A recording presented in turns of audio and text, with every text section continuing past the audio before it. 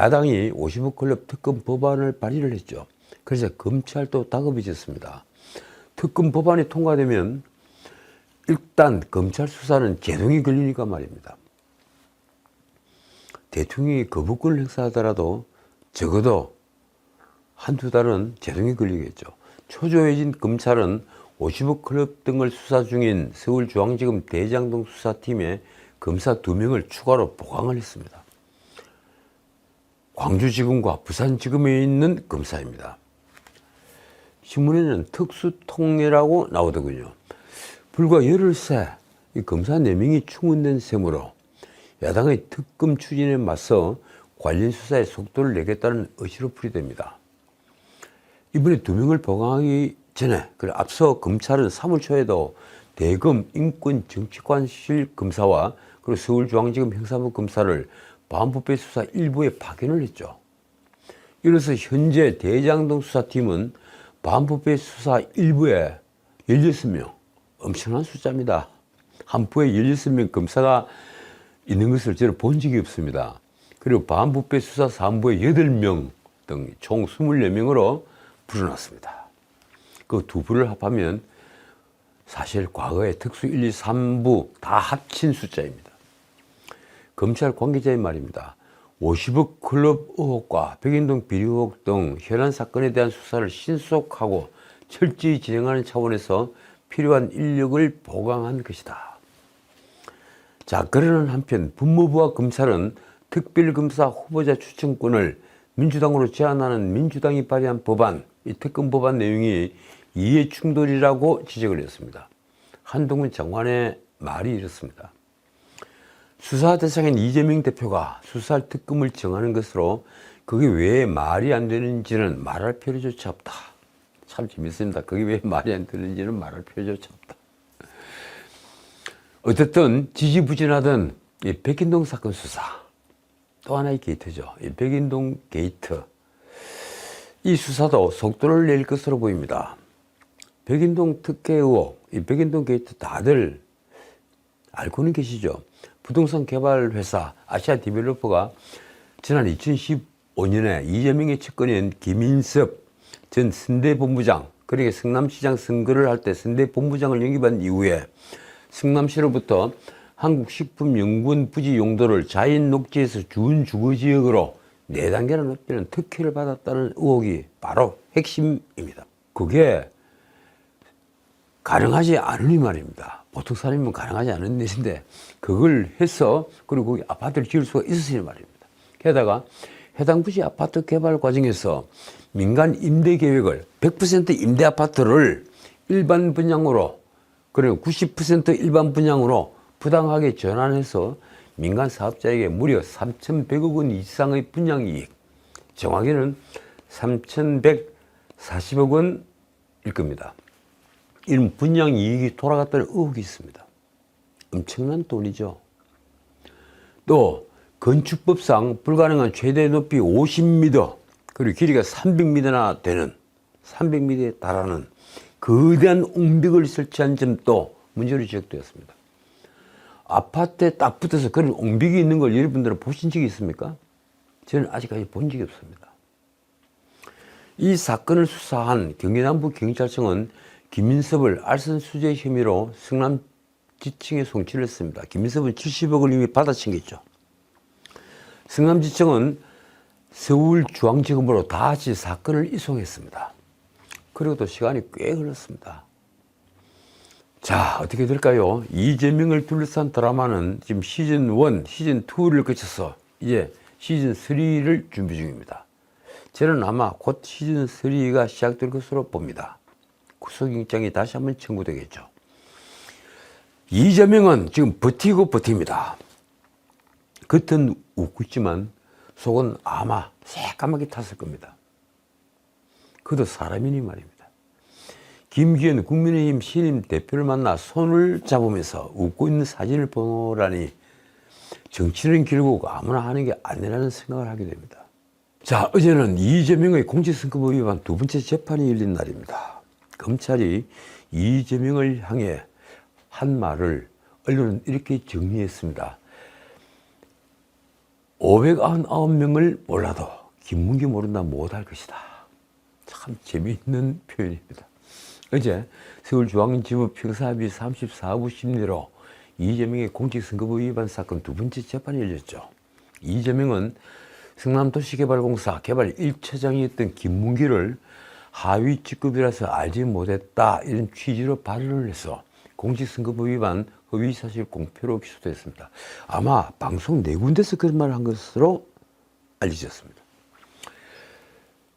검찰은 이재명이 성남 산하기관에 김문기와 같은 팀장은 600명이나 된다고 한 말을 받아서 산하기관 팀장 599명이 기억이 나지 않는다고 해도 고 김문기 씨를 모른다고 할 수는 없다고 말을 한 것입니다. 이재명의 변호인은 허위사실 공표죄는 말꼬리를 잡으라고 만든 죄가 아니다라고 맞받았습니다. 그러나 솔직히 힘이 없는 변소였습니다. 이날 재판에서 검찰은 김문기는 9박 11일간 이재명의 해외 출장을 근접 수행했고, 그리고 이재명이 대표적 공공수익 환수사업이라며 자랑하던 위례신도시와 대장동 사업의 주무부서장이라는 점을 지적했습니다. 그렇습니다. 아마 김문기가 이재명을 독대한 것은 꽤 될 겁니다. 그러니까 이재명이 김문기를 기억하지 못한다는 것은 어폐가 있는 말이죠. 기억에 남을 수밖에 없는 경험적 행위를 공유한 지군이 분명하고, 그리고 기억이 단절될 수 없는 사이라고 보는 것이 상식과 경험칙에 부합한다. 그러면서 검찰이 한 말이 이렇습니다. 설령 산하기관 팀장 599명은 기억이 나지 않는다고 말할 수 있을지 몰라도 단 한 사람, 김문기에 대해서는 특별한 행위나 경험을 공유한 적이 없어 기억이 나지 않는다고 말할 수 없고, 그렇게 말해서도 안 된다는 것이 검찰의 입장이다. 검찰은 2주 전인 지난 3일 첫 재판 때 이재명 변호인이 사람을 안다 모른다 할 때 이 안다는 것에는 여러 뜻이 있다면서 이 검찰이 확대 왜곡 해석해서 기소를 한 것이라고 변론한 것도 문제 삼았습니다. 말하자면 이재명이 안다고 표현을 한 것은 그전에 있었던 언론 보도 의혹에 대한 해명으로 일반 선거인 관점에서 이해해야 한다는 것입니다. 일반 선거인에겐 이 발언이 인식 수준의 안다로 한정했다고 이해하기 어렵다. 검찰은 또 이재명 측이 적극적으로 대답한 것이라 허위사실 공표에 해당하지 않는다고 한 주장에 대해서도 피고인 이재명에게 유리하게 축소, 왜곡한 해석이라고 했습니다. 이 적극적으로 대답, 이 문제는 이재명이 3년 전 파기환송되어서 무죄 판결을 받아 정치 생명이 살아난 공직선거법 위반 사건과 연관이 되겠습니다.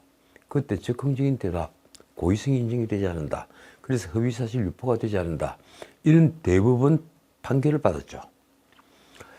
어쨌든 검찰의 얘기는 이렇습니다. 당시 제기된 의혹은 산하기관 실무 책임자들과 시민 세금으로 외유성 관광, 사적 해외 골프를 즐겼다는 것이고, 그 자체로 대선 후보의 자질 성품 등과 관련된 사안이고 선거인의 공정한 판단에 영향을 줄 만한 사안이다. 반면 이재명 측은 모든데 검찰과 반대되는 논지를 폈습니다. 이렇습니다. 김문기를 성남시장 재직 시절에는 몰랐다는 발언을 일반 선거인이 들었을 때 이 사건 공소사실 수십 페이지를 연상하는 사람은 아마 없을 거라 생각한다. 허위사실 공표죄는 말꼬리를 잡는 게 돼서는 안 된다고 생각한다. 이런 걸 하라고 만들어진 죄는 아니라고 생각한다. 참 재밌는 표현들입니다. 마침내 변호인은 아까 방금 말씀드렸던 지난번 이재명이 파기환송을 받은 뒤에 무죄 선고를 받았던 공직선거법 위반 사건을 사실상 원용하기까지 했습니다. 변호인의 말이 이렇습니다. 각 후보자들은 토론 준비를 엄청 많이 하지만 그래도 구두로 말할 때는 적극적일 수밖에 없다. 이게 또 무슨 말인가요? 저같이 텔레비전에서 100분 토론 같은 것을 200번 가까이 한 경험이 있는 사람들은 이런 말을 들으면 벌칙 뜁니다. TV 토론 현장은 적극적인 발언은 거의 없죠. 긴장과 긴장의 연속입니다. 문자 그대로 총알이 빗발처럼 쏟아지는 전장터와 똑같습니다. 그런데 거기서 적극적인 답변으로 의도하지 않은 발언을 한다고요? 자, 이재명 측은 피고인의 유동규, 김문규와 골프를 친 적이 있다는 건 객관적 사실이고 친 적이 없다고 한 적은 없다며 이 점에 있어서 또 이렇게 변소했습니다. 그러나 검찰이 제시한 김문규가 피고인과 함께한 사진과 영상을 보면 둘이 단 한 번도 눈을 마주친 적이 없다. 둘이 어떤 관계였는지 쉽게 알 수 있다. 사진과 동영상을 보면 두 사람이 눈이 마주친 적이 없다. 아니, 두 사람이 눈을 마주치면서 사진을 찍으면 그게 무슨 사진이죠? 신혼여행을 간 겁니까? 이에 대해 유동규는 기자들에게 이렇게 말했습니다. 거짓말 좀 그만했으면 좋겠다. 호주에서 2인 카트를 탔는데 모를 리가 없다. 문기가 카트도 직접 몰았다. 2인 카트를 탔는데 김문기가 운전을 했다는 겁니다. 일종의 김문기가 이재명의 골프장에서 캐디 역할까지 한 걸로 보입니다. 이재명 측은 다시 이렇게 맞받았습니다. 호주에서 피고인을 보호자하는 사람은 주로 유동규였던 것 같다. 유동규를 보호자하러 온 김문기를 이 대표가 기억해내기는 쉬운 일이 아니다. 김문기가 유동규를 보호자하러 호주까지 따라갔다고요? 이에 대해 유동규는 다시 명백한 거짓말이라고 반박했습니다. 유동규가 이날 오후 본인이 재판을 받는 대장동 특혜개발 의혹 사건 재판에 출석을 하며 한 말이 이렇습니다. 관계들이 서서히 다 드러나고 이재명의 가면이 벗겨질 거라고 생각한다. 유동규는 당시 골프장에서의 상황을 자세히 언급하기도 했습니다. 2인 카트를 2대 빌려서 한 대는 제가 쓰고 나머지 한 대는 이재명을 보호하기 위해 김문기가 직접 몰았다. 그러니까 2인 카트 한 대는 유동규가 혼자서 사용을 하고 또 한 대는 김문기가 운전을 하고 이재명은 거기 타기만 했다. 이 얘기입니다. 결국 이재명 측 주장과 달리 당시 골프장에서 이재명 바로 옆에서 수행을 한 인물이 김문기라는 것입니다. 그는 이런 부연 설명까지 했습니다. 티샷을 하고 난 다음에 공을 찾아야 하는데 한국처럼 캐디가 없으니까 직접 찾아야 한다. 그 과정에서 이재명이 김 팀장은 거기서 이런 얘기도 다 했었다. 그러니까 서로의 신상을 다 알고 거의 4시간 동안 골프를 치면서 눈은 수없이 맞췄다. 이런 얘기입니다. 유동규는 김문규와 눈도 안 맞았다는 주장은 상식적으로 납득할 수 없는 말씀인 것 같다고도 말했습니다. 그런데 기자들이 이재명에게 호주에서 김문기가 이 대표의 골프 카트를 직접 몰았던 것이 기억나지 않느냐 이렇게 묻자 이재명은 아무 말도 없었습니다. 그런데 어제 이재명의 공직선거법 재판과 연관해 법정 밖에서는 또 다른 사실이 밝혀졌습니다. 이재명이 성남시장으로 있을 때 백현동 개발사와 관련해서 한국식품연구원 부지 4단계 용도 상향을 시의 적극 행정 모범 사례로 내세우는 방안을 보고받은 것으로 나타난 것입니다. 그렇다면 이재명이 그동안 국토부의 협박으로 어쩔 수 없이 용도 변경한 것이라는 취지의 국정감사에서의 발언은 명백히 허위가 됩니다. 이 자료는 16일 국민의힘 박수영 의원실이 확보한 자료입니다. 그러니까 성남시 자료인데요. 이 자료에 따르면 이재명은 2014년 4월 30일 성남시 주거환경과로부터 한국식품연구원 행정지원 요청 대응 검토 보고라는 제목의 문건을 보고받았습니다. 이 문건에는 국토교통부가 같은 해 1월 공공기관 기존 부지의 원활한 매각을 위해 성남시를 포함한 28개 지방자치단체 협조 공문을 보낸 것에 대한 대응 방안 검토 내용이 담겼습니다. 국토부가 이 공기관이 가지고 있던 땅을 민간의 매각을 빨리 좀 해라. 이렇게 28군데 공문을 보냈다는 얘기입니다. 여기에 대한 대응 방안 보고. 주거환경과는 국토부 요청을 받아들이는 대신에 연구개발, 그러니까 R&D 센터와 주거지역으로 복합개발을 추진하고 이를 시의 취직으로 활용하는 방안을 제안했습니다. 보고서에는 성남시의 행정지원이 국가 균형 발전에 기여하는 명분과 효과가 명확하므로 적극적 행정 모범 사례로 내세울 수 있다며 R&D 센터와 주거지역 복합개발을 위해 공익결합형 민간 투자를 유치해야 한다고 제시했습니다. 그런데 당시 해당 부지를 R&D 센터와 주거지역으로 복합개발하려면 준주거지역으로 4단계 용도 상향해야 했습니다. 그러니까 자연녹지에서 준주거지역으로 4단계를 상향을 해서 한쪽에는 R&D 센터를 짓고 한쪽에는 주거단지로 만들어서 민간 업자들로 하여금 이익을 남게 만들어서 투자를 유치한다, 이 얘기입니다. 이후에 백현동 민간사업자는 2015년 1월 이재명의 성남시장 선거 선대본부장을 지낸 김인섭을 영입한 뒤에 2015년 4월 4단계 용도 상향을 허가받았습니다.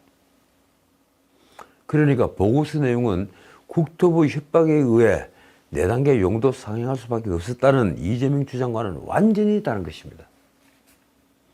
이재명이 2021년 10월 경기도 국정감사에서 한 대답은 이렇습니다. 국토교통부가 직무유기 등으로 문제 삼겠다고 협박했다. 그러니까 그 협박에 못 이겨서 4단계나 토지 용도를 상향을 시켰다는 얘기입니다. 검찰은 당시 이재명이 국토부 요청이 의무사항이 아니라는 것을 알았고 그리고 4단계 용도 상향 역시 이재명의 방침에 따라 결정된 거라고 판단을 했습니다. 그래서 지난해 허위사실 공표 혐의, 즉 공직선거법 위반으로 재판에 넘긴 것입니다. 그 이재명은 총선에서 패하면 당도 어려워지고 내 정치도 끝난다고 말했습니다. 솔직히 말해 이재명이 자신은 살겠다고 발버둥 치면 당은 더 어려워진다는 걸 우리 모두 다 알고 있습니다. 그는 이미 끝났습니다. 어쨌든 민주당은 지금 쪼개진다는 말이 무성합니다. 당내에서는 가을 혹은 연말을 거론하면서 이재명 대표의 질서 있는 퇴진론이 나왔습니다. 물러나다오. 당신의 리스크가 당의 리스크가 되면 안 된다. 물러나다오. 이 얘기입니다. 그러자 비명계 쓴소리를 가장 많이 하는 조응천이 16일 라디오에서 연말이라고 하는 것은 너무 멀다고 딴지를 걸었습니다. 연말에 이재명이 물러난다 하는 주장에 딴지를 건 겁니다. 내년 총선이 4월인데 연말이면 그때는 거진 총선이다. 그러면서 이렇게 표현을 했습니다. 자, 이렇게 비유를 들겠다. 타이타닉을 탔다. 어딘가는 구멍이 나서 물이 새어들고 서서히 깔아앉고 있다. 거기서 1등석에 간들 3등석에 있던 무슨 상관이 있겠느냐. 참 이런 표현을 보면 이 조응천 의원 같은 분이 작가가 됐으면 얼마나 좋았을까요? 어떤 그러면서 한 말이 이렇습니다. 저희는 빨리 구멍을 메우자. 어디 빙산이 있는지 빨리 좀 찾자인데 1등석에 가고 싶어서 난리를 치는구나 해서 답답하다. 그러자 진행자가 물었습니다. 그때까지 그러면 타이타닉이 많이 무너져 있을 수도 있다고 보시느냐. 정답이 뻔한 걸 물으니까 조응천의 답이 또 이렇습니다. 많이 빠져서 거의 침몰 직전일 수도 있다. 아니면 그 사이에 구멍을 메워가지고 둥둥 떠 있으면 가능하다. 조응천은 아마 그 구멍 메우기로 당직 개편과 함께 이재명의 강성 지지층인 개딸과의 결별을 주장했습니다. 당직을 개편해서 친명계 일색인 걸 싹 바꾸고 그리고 개딸들과 좀 결별을 해라. 그 말은 이재명이 자신의 모든 권한을 다 내려놓으라 이런 얘기입니다. 밥 한 끼, 차 한잔 한다고 소통이라고 보지 않는다. 소통은 늘 의견을 교환해야 하는데 그게 바로 당직 개편이다. 다시 말하지만 친명 일색인 것을 바꾸자는 것입니다. 자, 오늘은 여기까지입니다. 이 나라 지식인들, 사회지도층이라는 자들, 그 중에서도 고관대작을 지내는 자들은 왜 이리도 천박할까요? 요사이 제가 정치판을 읽으면서 자주 느끼는 일입니다. 굳이 50억 클럽뿐이 아니라 전직 대통령부터 돈을 밝히고 돈을 추종하는 걸 넘어 돈에 환장한 모습뿐이니 말입니다. 김만배 공소장에 언급된 이 김순환 전 검찰총장은 후배 검사가 굳이 적어놓은 자신의 이름을 보면서 무슨 생각을 했을까요? 그도 이미 후흑, 두꺼운 얼굴, 검은 마음, 후흑입니까? 지금까지 전식이었습니다.